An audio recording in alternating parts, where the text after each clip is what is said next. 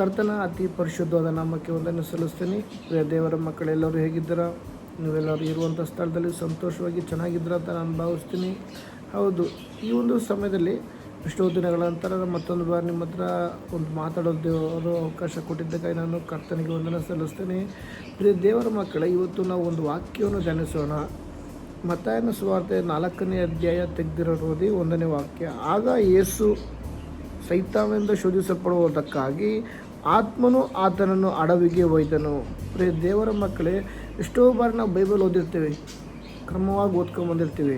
ಇಲ್ಲಿ 4ನೇ ಅಧ್ಯಾಯ 1ನೇ ವಾಕ್ಯ ನೋಡುವುದಾದರೆ, ಯಾರು ದೇವರ ಆತ್ಮನು ಶೋಧಿಸಲ್ಪಡುವುದಕ್ಕಾಗಿ ಇಲ್ಲಿಗೆ ಅಡವಿಗೆ ಒಯ್ದನು. ಈ ಒಂದು ದಿನದಲ್ಲಿ ಪ್ರಿಯ ದೇವರ ಮಗುವೆ, ನಿನ್ನ ಕರೆದ ದೇವರು ಎಷ್ಟೋ ಬಾರಿ ನಾವು ಇಕ್ಕಟ್ಟಿನಲ್ಲಿ, ಹೋರಾಟದಲ್ಲಿ, ಕಣ್ಣೀರಿನಲ್ಲಿರುವಾಗ ಎಲ್ಲಿ ದೇವರು ನಮ್ಮನ್ನು ಕೈ ಬಿಟ್ಬಿಟ್ರಾ, ದೇವರು ನಮ್ಮನ್ನು ನೋಡಿಲ್ವಾ, ಈ ಥರ ನಾವು ದೇವ್ರ ಹತ್ರ ಪ್ರಶ್ನೆ ಮಾಡ್ತೇವೆ.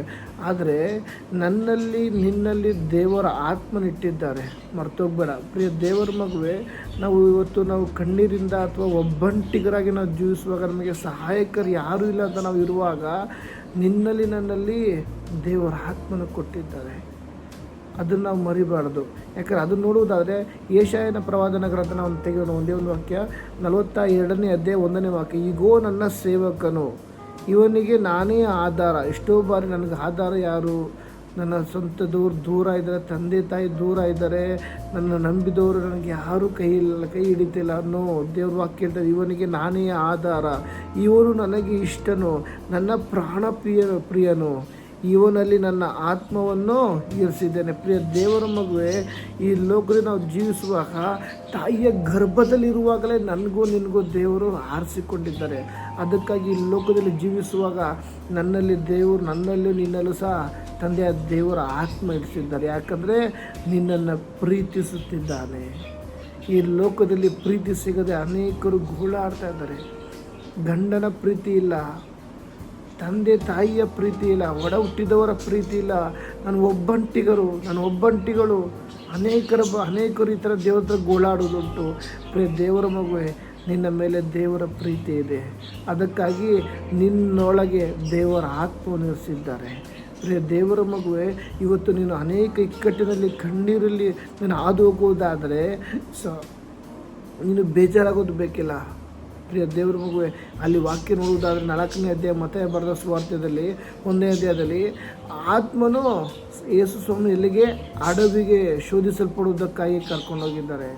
ಅಡವಿಗೆ ಹೋಗುವಾಗ ಸೈತಾನ ಅದನ್ನು ಸುಮ್ಮನೆ ಬಿಟ್ಟನಾ? ನೀನು ದೇವರ ಮಗನಲ್ವೋ? ಅದೇ 4ನೇ ಅಧ್ಯಾಯ ನೋಡುವುದಾದರೆ 5, 6, 7, 8 ಅಲ್ಲಿಗಂಟ ನೋಡ್ಕೊಂಬರೋದಾದರೆ, ನೀನು ದೇವರ ಮಗನಲ್ವೋ? ಈ ಬೆಟ್ಟದಿಂದ ಮೇಲೆಗೆ ಬೀಳು. ಅಲ್ಲಿಯ ದೇವ್ರ ನಿನ್ನ ಕಾಲು ಕಲ್ಲಿಗೆ ತರಂತ ಕಾಪಾಡುವಂಥ ವಾಕ್ಯ ಬರೆದಿದ್ದಿಲ್ಲ.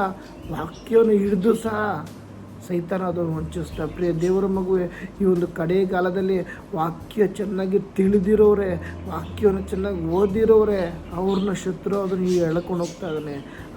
ಈಗಿರಬೇಕಾದ್ರೆ ನೀನು ಉಪದೇಶದಲ್ಲಿ ಬಲವಾಗಿದೆ ನಿಲ್ಲಬೇಕು. ವಾಕ್ಯವನ್ನು ನಾವು ಬಲವಾಗಿ ಹಿಡಿಬೇಕು. ಯಾಕಂದರೆ ಪ್ರಿಯ ದೇವರ ಮಗುವೆ, ನಿನ್ನಲ್ಲಿ ವಾಕ್ಯ ಇರುವುದಾದರೆ ಸೈತಾನ ನಿನ್ನೊಳಗಡೆ ಬೀಜ ಬಿತ್ತಕ್ಕಾಗೋದಿಲ್ಲ. ನೀನು ಎಷ್ಟೇ ಬಾರಿ ಬಿದ್ದೋಗ್ಬೋದು, ಆದರೆ ದೇವರ ಆತ್ಮನು ನಿನ್ನನ್ನು ನಡೆಸುವನೊಬ್ಬನಿದ್ದಾನೆ, ನಿನ್ನ ಕರ ಹಿಡಿದು ನಡೆಸುವನೊಬ್ಬನಿದ್ದಾನೆ, ನಿನ್ನ ಸಂತೈಸುವನೊಬ್ಬನಿದ್ದಾನೆ, ನಿನ್ನನ್ನು ಬಲಪಡಿಸುವನೊಬ್ಬನಿದ್ದಾನೆ.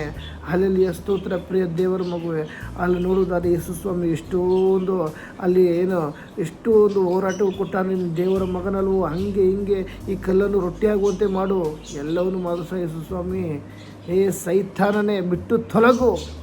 ಯೇಸು ಸ್ವಾಮಿ ಗದರುವಾಗ ಆ ಸೈತಾನ್ ಬಿಟ್ಟೋಯ್ತು. ಅದೇ ಅಧ್ಯಾಯ 11ನೇ ವಾಕ್ಯ ನೋಡುವುದಾದರೆ, ಆಗ ಸೈತಾನನು ಆತನನ್ನು ಬಿಟ್ಟು ಬಿಟ್ಟನು. ಹಲ್ಲೆಲೂಯಾ, ಸ್ತೋತ್ರ. ಎಷ್ಟು ಜನ ನಂಬ್ತೀರಾ? ಇವತ್ತು ನಿಮ್ಮ ಜೀವಿತದಲ್ಲಿ ಶತ್ರುವಾದವನು ಯಾವುದೇ ರೀತಿ ಒಂದು ಹೋರಾಟ ತಂದಿರ್ಬೋದು. ಸೈತಾನ್ಗೆ ಹೇಳ್ಬೇಕು, ಶತ್ರುವೇ, ನನ್ನ ನೋಡಿ ನೀನು ಹಿಗ್ಗಬೇಡ, ನಾನು 7 ಸಾರಿ ಬಿದ್ದರೂ ಮತ್ತೆ ಹೇಳುವೆನು. ಯಾಕಂದರೆ ಕರೆದಾತನು ನಂಬಿಗಸ್ತನು, ನಿನ್ನಲ್ಲಿ ಇರುವುದು ದೇವರ ಆತ್ಮವಾಗಿದೆ. ಪ್ರಿಯ ದೇವರ ಮಗುವಲ್ಲಿ ನೋಡುವುದಾದರೆ, ಆಗ ಸೈತಾನನು ಆತನು ಬಿಟ್ಟು ಹೋದನು. ಹಾಲೆಲೂಯಾ. ಎಷ್ಟು ಜನ ನಂಬ್ತೀರಾ? ಇವತ್ತು ಯಾವುದೇ ಪರಿಸ್ಥಿತಿ ಇರ್ಬೋದು, ಯಾವುದೇ ಹೋರಾಟಗಳಿರ್ಬೋದು, ಶತ್ರು ಏನೇ ತಂದಿರ್ಬೋದು, ಇವತ್ತು ನಿನ್ನ ಬಿಟ್ಟು ಹೋಗಿಯೇ ಹೋಗ್ತಾನೆ. ಸೈತಾನನಿಗೆ ಜಾಗವಿಲ್ಲ. ಹೋರಾಟಗಳಿಗೆ ಜಾಗವಿಲ್ಲ, ಕಣ್ಣೀರಿಗೆ ಜಾಗವಿಲ್ಲ, ವೇದನೆ ತಂದಾಕೋದಕ್ಕೆ ಜಾಗವಿಲ್ಲ. ಅಲ್ಲಿ ಮುಂದೆ ನೋಡೋದಾದರೆ ಮತ್ತು ದೇವದೂತರು ಬಂದು ಆತನಿಗೆ ಉಪಚಾರ ಮಾಡಿದರು. ಪ್ರಿಯ ದೇವರ ಮಗುವೆ, ಈ ಲೋಕದಲ್ಲಿ ನಿನಗೆ ಯಾರೂ ಇಲ್ಲ ಅಂತ ನೀನು ಗೋಳಾಡಬೇಡ. ನಿನ್ನನ್ನು ಕರೆದವನು ಒಬ್ಬನಿದ್ದಾನೆ. ಆತ ನಿನ್ನ ಇಕ್ಕಟ್ಟಿನ ಸಂದರ್ಭದಲ್ಲಿ, ಕಣ್ಣೀರಿನ ಸಂದರ್ಭದಲ್ಲಿ ಉಪಚಾರ ಮಾಡಲು ಸಿದ್ಧನಾಗಿದ್ದಾನೆ. ಯಾಕಂದರೆ ನಿನ್ನ ಒಳಗಡೆ ಇರುವುದು ಆತ್ಮ, ಅದು ದೇವರ ಆತ್ಮವಾಗಿದೆ. ಆದ್ದರಿಂದ ಈ ಲೋಕದಲ್ಲಿ ಸಂಕಟಗಳು, ಹೋರಾಟಗಳು ಬರುತ್ತೆ. ಧೈರ್ಯದಿಂದ್ರಿ. ಎಲ್ಲೋ ಇದ್ದವ್ರನ್ನ ಯಾವುದೋ ಒಂದು ಕಂಪನಿ ಕೆಲಸ ಕರ್ಕೊಂಡು ಹೋಗ್ತಾ ಇದ್ರೆ ಅಂದರೆ ಸುಮ್ಮನೆ ಕರ್ಕೊಂಡು ಹೋಗೋದಿಲ್ಲ. ಎಲ್ಲೋ ಹುಟ್ಟಿ ಬೆಳೆದಂಥವ್ರನ್ನ ಯಾವುದೋ ಒಂದು ಊರಿಗೆ ಕರ್ಕೊಂಡೋಗಿ ಬಿಡ್ತಾರೆ ಅಂದರೆ ಸುಮ್ಮನೆ ಅಲ್ಲ. ಎಷ್ಟೋ ಬಾರಿ ನಾವು ಪ್ರಶ್ನೆ ಮಾಡ್ತಿದ್ದೇವ್ರಿ, ನಾನು ಯಾಕೆ ಈ ಕುಟುಂಬಕ್ಕೆ ಕರ್ಕೊಂಬಂದೆ, ನಾನು ಯಾಕೆ ಈ ಊರಿಗೆ ಕರ್ಕೊಂಬಂದೆ, ನಾನು ಯಾಕೆ ಇವ್ರ ಮಧ್ಯದಲ್ಲಿ ನಾನು ಜೀವಿಸ್ಬೇಕು ಅನ್ನೋ. ನಿನ್ನ ಮುಖಾಂತರ ದೇವರು ಕೆಲವು ಕಾರ್ಯ ಮಾಡಲು ಇಷ್ಟಪಡ್ತಾರೆ. ಅದಕ್ಕಾಗಿ ಮೋಶೆ ನಿನ್ನ ಬಾಯಿಲಿ ಅಂತ ಅವನು ಹೇಳ್ದ, ಮೋಶೆ ನೋ ನನಗೆ ಮಾತಾಡೋಕ್ಕೆ ಬರಲ್ಲ, ನಾನು ತೊದಲು ಹೊಡಿಯೋನು, ನೋ ಮೋಶೆ ನೀನೇ ಬರಬೇಕು, ನಿನ್ನ ಮುಖಾಂತರ ಕಟ್ಟಲ್ಪಟ್ಟ ಜನಗಳನ್ನು ಬಿಡಿಸ್ಬೇಕು. ಇವತ್ತು ಪ್ರಿಯ ದೇವರ ಮಗುವೆ, ಇವತ್ತು ನಿನ್ನ ಒಂದು ಗ್ರಾಮಕ್ಕೆ, ಒಂದು ಮನೆಗೆ, ಒಂದು ಕುಟುಂಬಕ್ಕೆ ಕರ್ಕೊಂಡು ಹೋಗಿದ್ದಾರೆ ಅಂದರೆ ಕೆಲವು ಕಟ್ಟಲ್ಪಟ್ಟ ಕುಟುಂಬಗಳು, ಕೆಲವು ಕಟ್ಟಲ್ಪಟ್ಟ ಹೃದಯ, ಆ ಕಟ್ಟಲ್ಪಟ್ಟ ಹೃದಯದಿಂದ ಹೊರತರುವುದಕ್ಕಾಗಿ ದೇವರು ನಿನ್ನ ಕರ್ಕೊಂಡೋಗಿದ್ದಾರೆ. ಅದರಿಂದ ಗಡಿಬಿಡಿ ಬೇಡ, ಚಿಂತೆ ಬೇಡ, ವೇದನೆ ಬೇಡ. ಶೋಧನೆಗಳು ಬರುತ್ತೆ. ಆ ಶೋಧನೆಯಲ್ಲಿ ನಿನ್ನನ್ನು ಬಲಪಡಿಸಿ ನಡೆಸುವನು ಒಬ್ಬನಿದ್ದಾನೆ. ಆತ ನಿನ್ನನ್ನು ಕರ್ತನಾದ ಯೇಸು ಕ್ರಿಸ್ತನಾಗಿದ್ದಾನೆ. ಪ್ರಿಯ ದೇವರ ಮಗುವೆ, ಶೋಧನೆ ಬಂತು ಅಂತ ಬಿದ್ದೋಗ್ಬೇಡ. ಯೇಸು ಕ್ರಿಸ್ತನನ್ನು ದೇವದೂತರು ಉಪಚಾರ ಮಾಡಿದರಲ್ವ, ಇವತ್ತು ನಿನ್ನನ್ನು ಉಪಚಾರ ಮಾಡಲು, ನಿನ್ನನ್ನು ಸಂತೈಸಿ ಬಲಪಡಿಸಲು, ನಿನ್ನಲ್ಲಿರುವಂಥ ಆತ್ಮ ಸಾಧಾರಣವಾದ ಆತ್ಮ ಅಲ್ಲ, ದೇವರು ಕೊಟ್ಟಿರುವಂಥ ಬಲವುಳ್ಳ ಆತ್ಮವಾಗಿದೆ. ಎಷ್ಟು ಜನ ನಂಬ್ತೀರಾ? ಹೌದಲ್ವಾ? ಇವತ್ತು ಯಾವುದೇ ಪರಿಸ್ಥಿತಿ ಇದ್ದರೂ ದೇವರು ನನಗೆ ಬಿಡುಗಡೆ ಕೊಟ್ಟಿದ್ದಾರೆ, ಆಮೇನದು ಟೈಪ್ ಮಾಡಿ. ಹೌದು, ಈ ವಾಕ್ಯ ನೋಡ್ತಿರುವಂಥ ಪ್ರತಿಯೊಬ್ಬರನ್ನು ದೇವರು ನಿಮ್ಮೆಲ್ಲರನ್ನು ಆಶೀರ್ವದಿಸಲಿ. ಆಮೇಲೆ